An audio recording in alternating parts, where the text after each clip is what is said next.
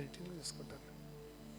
Mother Teresa అమ్మ passport లేని ప్రపంచమంతగా యుగోస్లేవియా దేశంలో పుట్టి భారతదేశానికి వచ్చి కలకత్తాలో తన సేవను ప్రారంభించి బెజవాడలో కనకదుర్గ సమీపంలో మిషనరీస్ ఆఫ్ చారిటీ పేరిట కుష్ఠరోగుల మొదలు సేవ చేస్తూ ఉంటే ఆమె మీద కలహాన్ని పెంచుకున్న మత చాందాసవాది ఒక ఆయన ఆమెను చంపుదామనుకొని ఒక మధ్యరాత్రి కత్తి తీసుకొని వచ్చారంట.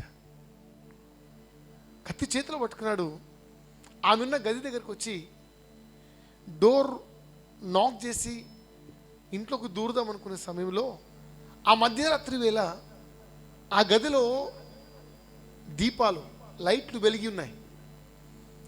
ఇంతకీ ఈ సమయంలో ఇంకా ఏమి పడుకుందా పడుకోలేదా చూద్దాం అనుకొని కిటికీలోంచి ఇట్లా చూశాడంట. చూడగానే మదర్ తెరిసమ్మ మెలకు ఉంది. ఆమె ఒడిలో చనిపోవడానికి సిద్ధంగా ఉన్న ఒక కుష్ఠరోగి చావు బతుకుల మధ్యలో కొట్టుమిట్టాడుతూ ఉంటే తన చేతిలో ఉన్న పాలను తీసి నోట్లో పోస్తూ ఒక కన్నతల్లిలాగా ఆ వృద్ధుడికి సపర్య చేస్తూ ఉంది. ఈయనకు అర్థం కాలే, ఏంటి నేను అనుకున్న మదర్ తెరిసా ఒకటి, ఇక్కడ చూస్తున్నా సీన్ ఇంకోటి. అలాగే చూస్తూ ఉన్నాడు. చూస్తూ ఉన్నప్పుడు మదర్ తెరిసమ్మ చూపెట్టే ప్రేమలో ఆయన హృదయం కరిగిపోయింది. వెంటనే డోర్ నాక్ చేస్తున్నాడు. ఆ తలుపు శబ్దాన్ని విని మదర్ తెరిసమ్మ తలుపు తీసింది. తలుపు తీయగానే ఒక చేతిలో కత్తింది. ఆయన వైపు ఈమె చూస్తూ ఉంటే ఉన్నట్టుండి సడన్గా మోకరించి మోకాల మీదకి వచ్చేసి ఈమె కాళ్ళు పట్టుకుంటాట. అమ్మా, ఇంత గొప్ప తల్లినా నేను చంపాలనుకున్నది, నన్ను క్షమించానట. ఈమెకు అర్థం కాలే.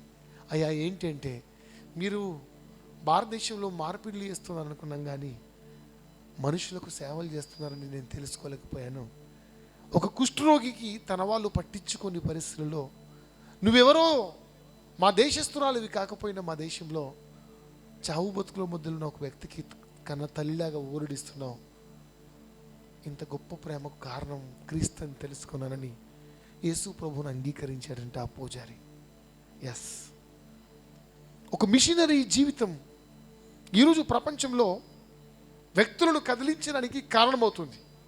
నాకు తెలియదు ఈ మాటలు ఇక్కడున్న మీలో ఎవరి హృదయాల్ని రేపుతున్నాయో. మన భారతదేశంలో, మనం దక్షిణ భారతదేశంలో తెలంగాణ రాష్ట్రంలో ఉన్నాం. కానీ ఉత్తర భారతదేశానికి సంబంధించిన అనేక రాష్ట్రాల్లో ప్రజలు ఇంకా భయంకరంగా నలిగిపోతున్నారు. ఇప్పటికీ నేను ప్రతి వారం దాదాపు అందరితో జూమ్ కాన్ఫరెన్స్లలో మాట్లాడుతుంటాను. వాళ్ళ పరిస్థితులు చెప్తా ఉంటే గుండెలు తరుక్కుపోతున్నాయి. వాళ్ళకున్న ప్రతికూలతలు చూస్తూ ఉంటే దేవుడు మనకిచ్చిన స్వేచ్ఛ ఎంత గొప్పగా ఉందో అర్థమవుతుంది. అమ్మా, సమయం కొంచెమే ఉంది. సాతాను గర్జించు సింహం వల్ల ఎవరిని మింగుతున్నాడని తిరుగులాడుతున్నా ఈ దినాలలో నీవు నేను ఇందాక మనం విన్నటువంటి ఆ మిషనరీ వీరవనిత వలె మనకు అవిటితనం అడ్డు కాదు, మనకు ఆడతనం అడ్డు కాదు. పండిత రామాబాయి లాంటి, మదర్ తెరీసా లాంటి ఎంతోమంది గొప్ప వీరవనితలు, విశ్వాస వీరవనితలు మన భారతదేశంలో పనిచేసి సంఘ చరిత్రలో గొప్ప సాక్షులుగా మారిపోయారు. ఈరోజు నీవు నేను కూడా దేవుడు మనకు ఏమి చేస్తాడు అన్న దానికంటే నా కొరకు ప్రాణం ఇచ్చిన దేవుని కొరకు నేనేమి చేయగలను అని ఆలోచించుకోగలిగితే మన జీవితాలు దేవుడు కోరుకున్న కోణంలో రూపుదిద్దుతాయి. ఈరోజు మన జీవితం మనది కాదు, దేవుని వలన మనకు అనుగ్రహించబడిన బహుమానం. దేవుడు మనకిచ్చిన ఈ జీవిత కాలాన్ని దేవుని కొరకు వాడాల్సిన బాధ్యత మనపై ఉంది. క్రీస్తు కొరకు జీవిద్దాం, క్రీస్తు సాక్షిగా మారదాం. రాబోయే తరాల్లో భారతదేశ సంఘ చరిత్రలో నీకు నాకు ఒక పేజీని మిగిల్చుకుందాం. ప్రజల కొరకు కరిగిపోదాం. ఒక మండుతున్న కొవ్వొత్తి వలె మనల్ని మనం కరిగిపోతూ ఈ లోకానికి దీపం ఇచ్చే వెలుగుగా మారదాం. మండుచున్న సంఘాలని క్రీస్తు కొరకు కడదాం. నశించున్న వారిని అగ్నిలోంచి లాగినట్టు లాగుదాం. ఆత్మల భారం కలిగి క్రీస్తు ప్రేమని ఈ లోకానికి ప్రకటిద్దాం. మనము కలిగి ఉన్న ప్రేమ ఈ లోకాన్ని ప్రభావితం చేయనిద్దాం. నశించున్న వారి కొరకు మన కన్నులు నీటి ఊటగా మారునుగాక. నాశనానికి జోగుతూ రాలిపోతున్న పంట కోసం మన కడుపులో ప్రసవ వేదన పుట్టునుగాక. మన కన్నులు నిరంతరం ప్రభువును చూచునుగాక.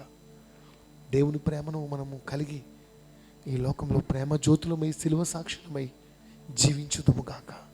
తలలు వంచుదాం, ప్రార్థన చేసుకుందాం. హోలీ స్పిరిట్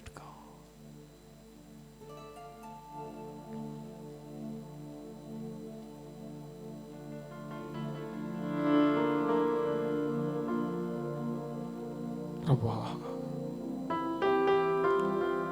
మా కొరకు సిలువలో ప్రాణాన్ని అర్పించావు. అంతకుమించి నువ్వేం చేయగలవు నాయన? ప్రాణాన్ని ఇవ్వగలిగితే దేనైనా మా కొరకు చేయగలవు స్వామి. మా కొరకు ప్రాణం ఇచ్చిన నీ కొరకు జీవించలేని అసమర్థులుగా మేము జీవిస్తున్నామయ్యా.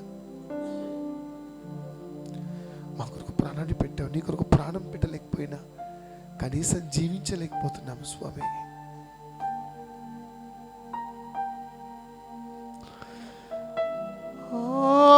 ఆశలన్నీ నీ మీదనే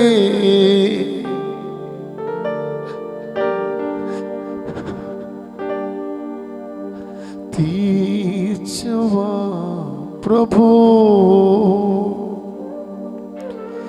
నా ఆశలన్నీ నీ మీదనే తీర్చవా ప్రభు. నిరీక్షణ కలిగి ఎదురు చూచుచుంటిని. నిరీక్షణ కలిగి ఎదురు చూచుచుంటిని.